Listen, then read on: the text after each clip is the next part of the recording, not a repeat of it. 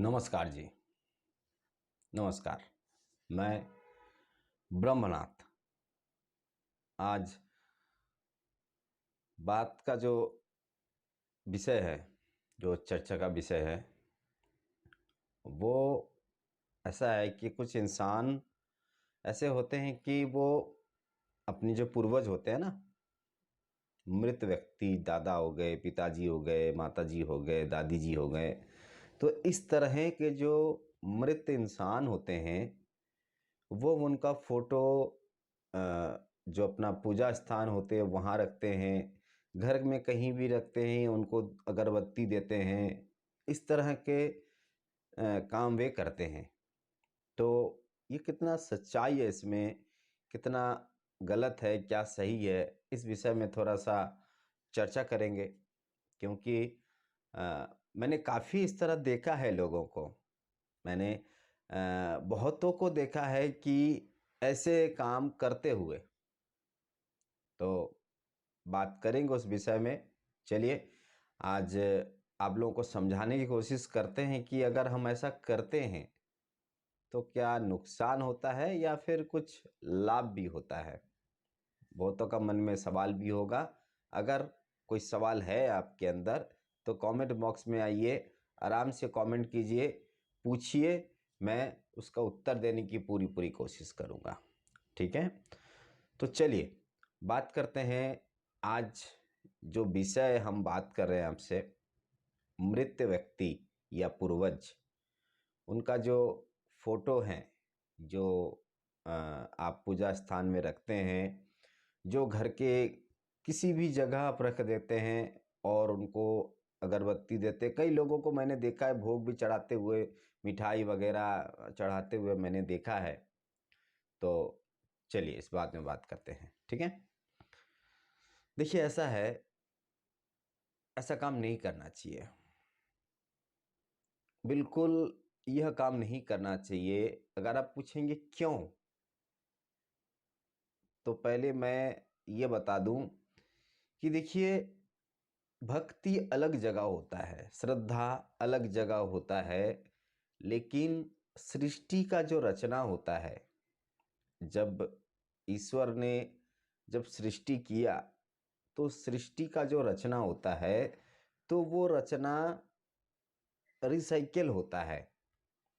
अब वो जब रिसाइकिल होता है तो कहीं ना कहीं इसमें हम बाधा डालते हैं। ठीक है, तो बात हम ऐसा करते हैं कि अगर आप ऐसा करते हैं तो आपका नुकसान होगा। मैंने काफ़ी जगह रिसर्च किया है, काफ़ी वास्तु मैंने देखा है, बहुतों लोगों को देखा है कि ये काम वे कर रहे हैं, लेकिन कृपया ये काम ना करें। आपका भक्ति है, कोई बात नहीं, वो आप जो मृत व्यक्ति हैं वो श्रद्धेय हैं, आप उनका सम्मान कीजिए, अच्छा है।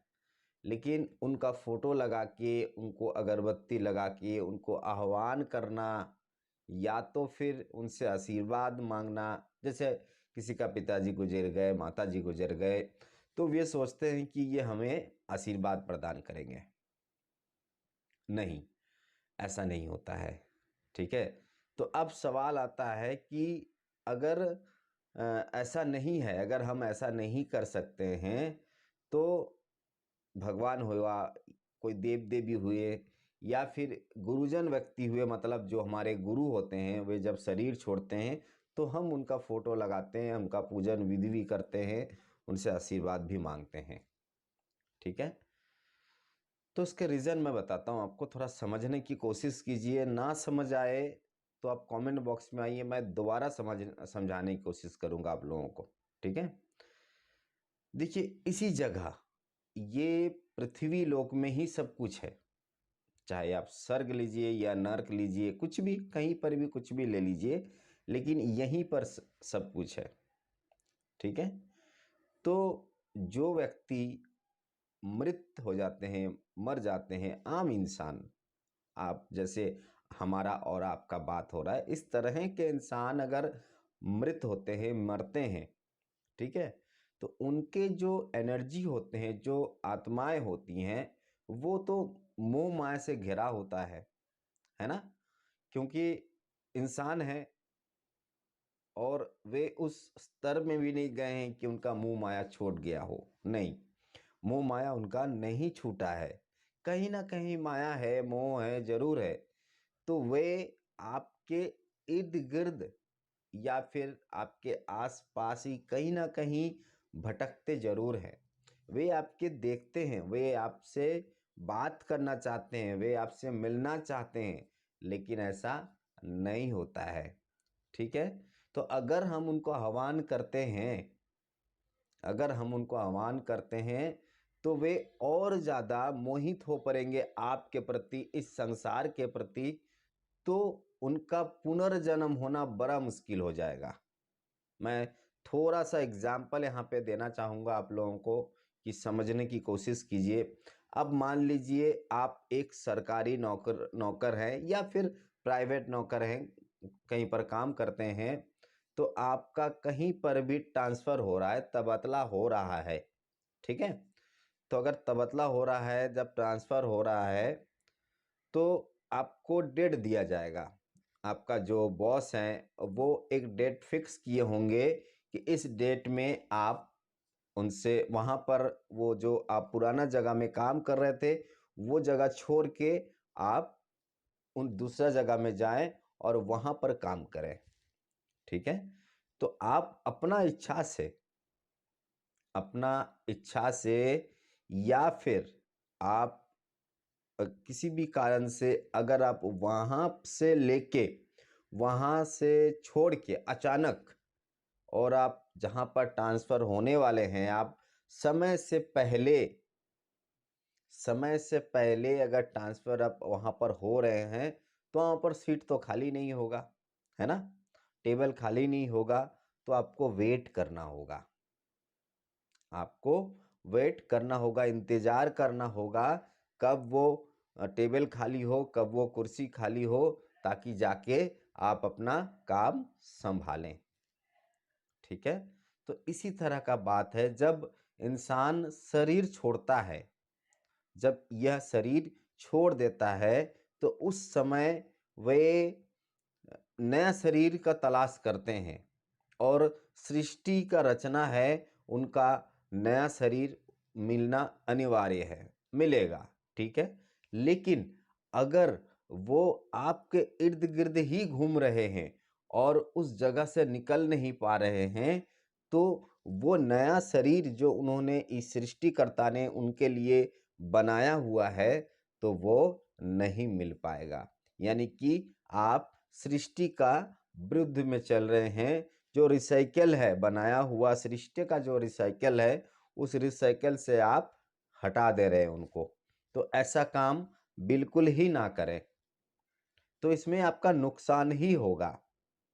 ठीक है, मैं और थोड़ा सा गहराई में आपको समझाने की कोशिश करता हूँ कि देखिए, अगर ऐसा मृत व्यक्ति को आप मोह माया का जाल में फंसाए रहते हैं, ये अ, देखिए साधारण सी बात है। अगर हम अपना पिताजी को बार बार बुलाते हैं, पिताजी पिताजी पिताजी, तो वे आ ही जाएंगे, कभी ना कभी तो आएंगे, चाहे वो शरीर में आए या फिर अशारीरिक आए, लेकिन आएंगे जरूर। क्यों? क्योंकि आपका आवाज उनको सुनाई दे रहा है। ये मत भूलिए कि आपका आवाज उनका सुनाई नहीं दे रहा है, क्योंकि शब्द ही सृष्टि का रचना है, वे एक तरंग है। मैं आपसे बात कर रहा हूं, ये भी तरंग है। तो मेरा कहने का मतलब सिर्फ इतना है कि आप अगर ऐसा कुछ करते हैं, तो सृष्टि का जो रचना है, जो सृष्टिकर्ता रचना किया हुआ है, रिसाइकल किया हुआ है, उसका विरुद्ध में जाके आप काम कर रहे हैं। और ऐसा करने से प्रकृति का जो बैलेंस है, वो बैलेंस बिगड़ सकता है। ठीक है, तो इसीलिए आपका नुकसान होना भी अनिवार्य है। और रहा सवाल, जो पूर्ण आत्मा होते हैं, गुरुजन व्यक्ति होते हैं, जो हमारे गुरु होते हैं, जो साधु संत होते हैं, वे उनका फोटो हम लोग लगाते हैं, क्योंकि वो मोह माया से दूर होते हैं। उनको आपसे कोई लेना देना नहीं होता है, उनको इस जगत से कुछ लेना देना नहीं होते हैं। वो स्वीकार करते हैं कि हम मृत हो गए हैं, हमारा शरीर छोड़ चुके हैं, वे स्वीकार कर लेते हैं। लेकिन आप और हम जो बहुत साधारण सा इंसान है, इस बात को स्वीकार बिल्कुल नहीं कर पाते हैं कि हमारा शरीर नहीं है, हम इस शरीर को त्याग चुके हैं। जब तक हम इसको स्वीकार नहीं कर पाएंगे, तब तक हमको नया शरीर मिलना मुश्किल है। तो न उसको स्वीकार करने के लिए मोह माया से दूर हटना पड़ेगा, और मोह माया से दूर हटने के लिए आप कृपया उनको इस तरह के प्रसाद, भोग, अगरबत्ती या फिर पूजा का जो स्थान होता है वहाँ पर जो आप उनका फोटो वगैरह रखते हैं, ऐसा बिल्कुल ना करें। हाथ जोड़ के आप लोगों से निवेदन है, क्योंकि प्रकृति का विरुद्ध में मत जाइए। सृष्टि का रचना है, उसको रिसाइकिल होने दीजिए।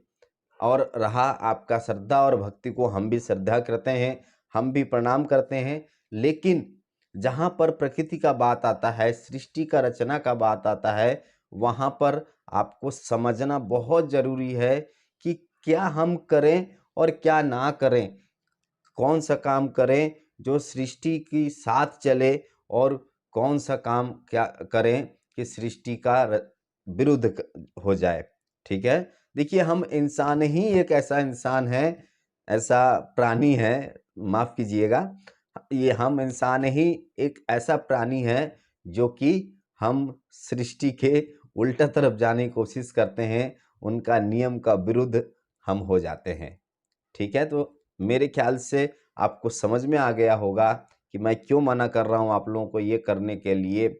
उनका जितना जल्दी आप उनको भूल सकते हैं, वे उतना जल्दी आपको भूलेंगे, और वे उतना जल्दी मुक्ति मिलेगा, उनको नया शरीर मिलेगा, और सृष्टि का जो रिसाइकल है, सृष्टि का जो नियम है, वो नियम बरकरार रहेगा, इसमें प्रकृति का बैलेंस भी बना रहेगा।